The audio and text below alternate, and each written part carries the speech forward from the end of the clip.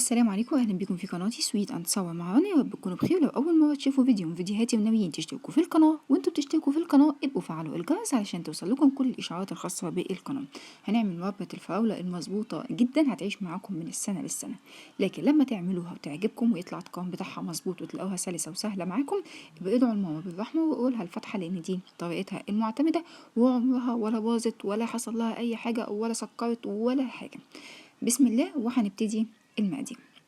اول حاجه هنجيب فراوله، لكل كيلو فراوله بنحط نص كيلو سكر وعليه عصير ليمونه. احنا هنا اللي انا قدامكم ده، لكن لو ما عندكمش ميزان هنجيب 2 كيلو فراوله وعليها كيس من السكر اللي هو الكيلو وليمونتين. هنقطع الفراوله صغيره، وكل ما تقطعوا الفراوله صغيره كل ما تكون النتيجه اسرع واحسن بكتير، بدل ما تستخدموا هاند بلندر او خلاط. بنحط النص كيلو السكر، ده كيلو فراوله عليه نص كيلو من السكر، وهقلبهم كلهم مع بعض بمعلقه او بايديكم. المهم ان الفراوله تكون متغلفه كويس معانا كلها بالسكر. طيب هنيجي نمسك الفراوله ونركنها على الجنب معاكم من بدايه من ساعتين لحد ليله كامله.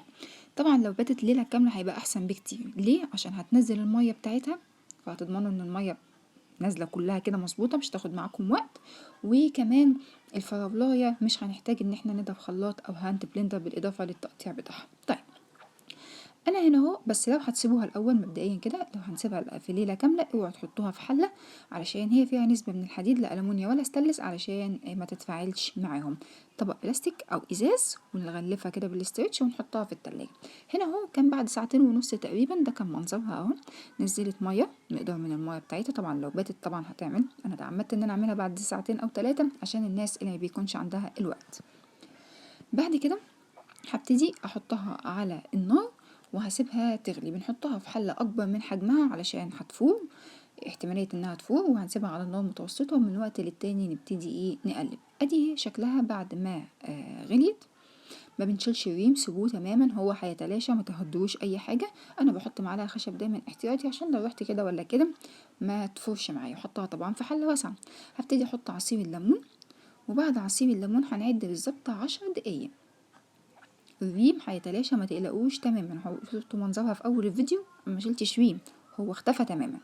طيب بعد ال10 دقايق هبتدي اجيب معلقه انزلها في الفراوله واطلعها واعمل خط بايديا كده.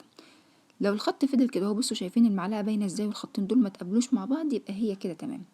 لو اتقابلوا لا نسيبها كمان شويه. هنجيب البرطمانات ونعقمها كويس، يا اما على البخار بتاع الفراوله كده نقلب البرطمانات كده ونعقمها وننشفها بمنديل، او في الميكرويف دقيقه ونص كده عشان نعقمها.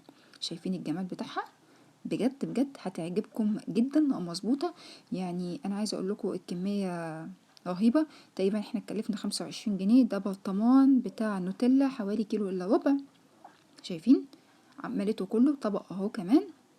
بجد ملهاش حل. ما تنسوش تبقوا تدعوا لها بالرحمه وتقولها الفاتحه. سلام عليكم.